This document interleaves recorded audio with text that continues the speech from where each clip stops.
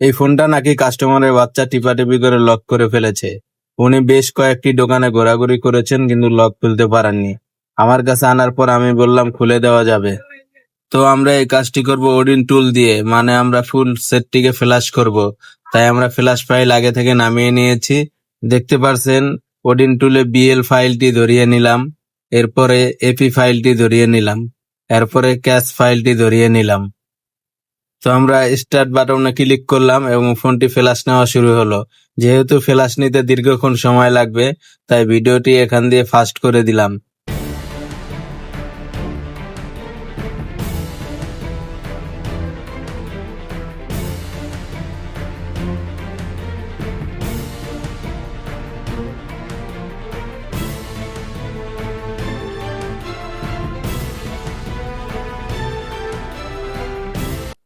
তো দেখতেই পারছেন ফ্ল্যাশ নেওয়া কমপ্লিট। এবার আমরা ফোনটিকে চালু করব।